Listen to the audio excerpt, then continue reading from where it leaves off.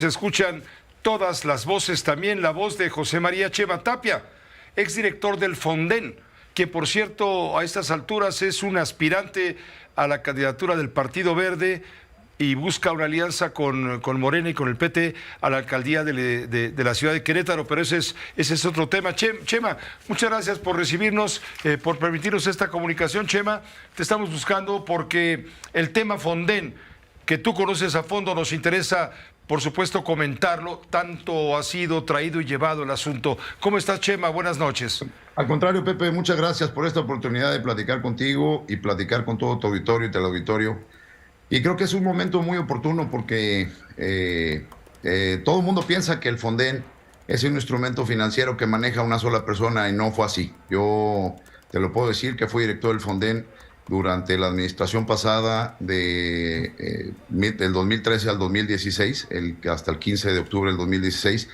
Y el Fonden fue creado como un instrumento financiero interinstitucional que se aglutinaban todas las dependencias del gobierno federal y los gobernadores estatales. Déjame decirte una cosa, yo batallé mucho con la Secretaría de Hacienda para liberar los recursos del Fonden. Era un instrumento muy poco ágil en su momento. Cuando nosotros regresamos, los comités técnicos de Hacienda, que manejaban el fondo a través de Banobras, se tardaban entre 3, 4 o hasta 5 meses en sesionar para liberar los recursos para la reconstrucción o los apoyos parciales inmediatos. Y la verdad es que nosotros lo agilizamos porque tuvimos la instrucción muy clara de no politizarlo, llegar a tiempo con la ayuda y llegar sobre todo, atender las emergencias. El tema de la coordinación con todos los actores, tanto el gobierno federal y los gobiernos estatales, es lo que hizo posible, junto con el sector privado, la sociedad civil y muchas personas y muchas manos y brazos que nos apoyaron para atender los desastres, que no hay desastres naturales, y esto lo quiero dejar muy claro, no hay un desastre natural, hay desastres causados por fenómenos naturales, que es muy distinto, y que fueron atendidos en una coordinación plena con todos los actores que en ese momento... Pero sin embargo, Chema, el actual gobierno desaparece este Fonden, señalando que se trataba de una caja chica demasiado grande para beneficiar a unos cuantos y que eso había que desaparecerlo. Y ahora andan rascando a ver de dónde sacan dinero. Tú perteneces a ese grupo. Fíjate, Pepe, que lo que tengo entendido es que el Fonden como tal no está desaparecido, y eso lo acaba de corroborar la Secretaría de Hacienda también a través del subsecretario. Lo que desaparece es el fideicomiso, que era un instrumento, te lo digo yo, que yo lo viví y yo lo padecí. Era un instrumento muy, muy burocrático. Los fondos siguen existiendo, tan es así que el subsecretario de Hacienda la semana pasada dijo que había aproximadamente 18,000 millones de pesos para atender los desastres naturales como parte del fondo de desastres naturales. Lo que desaparecen son los mecanismos de operación, que te lo repito, a nosotros nos costaba mucho trabajo con la Secretaría de Hacienda pelearlos porque lo tenían resguardado en un fideicomiso que administraba Banobras, y que la verdad, cuando uno solicitaba los recursos, porque no era el director del Fonden por parte de la Secretaría de Gobernación quien los ejercía, sino dependencias de la Administración Pública Federal, como la Secretaría de Comunicaciones y Transportes, Conagua, el sector vivienda, el sector agropecuario, en caso de que se acabara el componente cadena de atención a desastres naturales.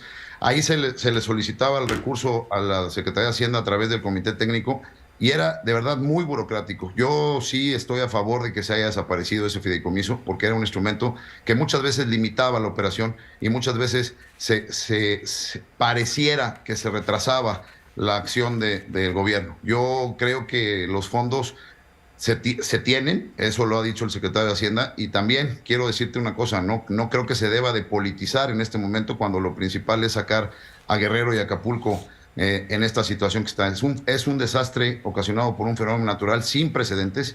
Fue un huracán que creció de una manera atípica, sobredimensionada, porque en 7, 8 horas pasó de ser de huracán categoría 1 a categoría 5. Sus vientos se aceleraron.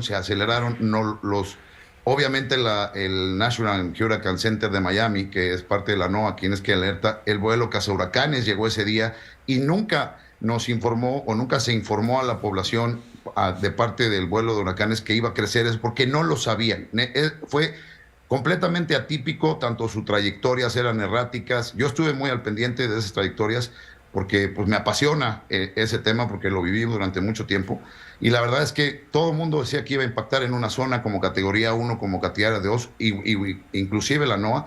Y todos los pronósticos decían que el más cercano al pronóstico decía que iba a impactar entre 6 y 8 de la mañana, y acabó impactando a nuestros hermanos de Guerrero a las 12 de la noche, y cuestión que fue totalmente impredecible. Pero qué valoro mucho el apoyo de las Fuerzas Armadas, la verdad, esos brazos, esos hombres y esos que se la rifan con el ciudadano, junto con la Marina, junto con la Guardia Nacional.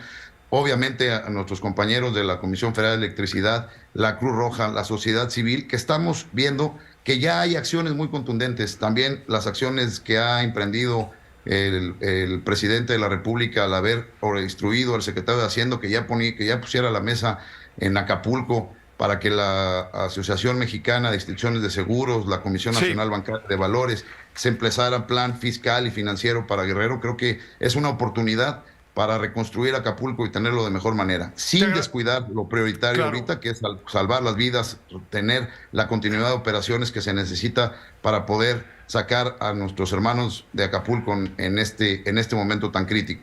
Gracias, José María, gracias por permitirnos esta comunicación.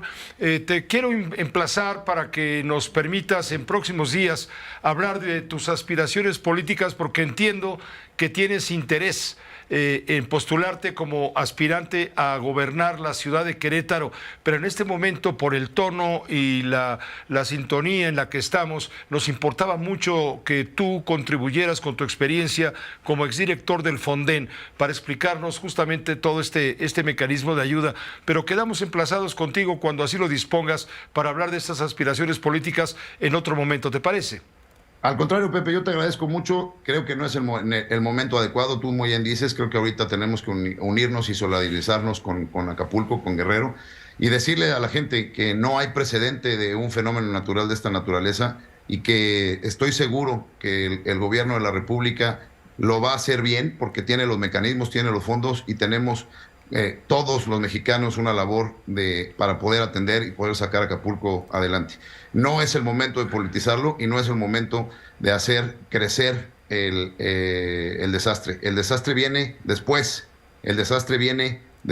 Porque las situaciones se van incrementando, y creo que hay que tenerle ese voto de confianza a las autoridades, y sobre todo que estamos actuando sociedad y gobierno en conjunto para poder sacar adelante y darle la certeza a los acapulqueños y a los guerrerenses que van a contar siempre con los gobiernos y con la sociedad civil organizada. Un saludo hasta Querétaro, que estés muy bien. Te agradezco mucho, Pepe, un saludo a todo tu auditorio, y te agradezco mucho la oportunidad, y estoy emplazado cuando tú me digas, yo con mucho gusto, porque tengo muchas ganas de darte a conocer todo lo que hemos estado haciendo y cómo lo queremos implementar. Te agradezco mucho. Abrazo, un momento muy pronto. Gracias, Chema, que te vaya bien. Muchas gracias, Pepe. Te mando un abrazo y gusto saludarte como siempre. Igualmente, gracias, Chema Tapia. Él aspira a gobernar la ciudad de Querétaro, pero claro, por supuesto, también aspira a darnos información cierta sobre el tema que nos aborda como prioridad en este momento y por varios días.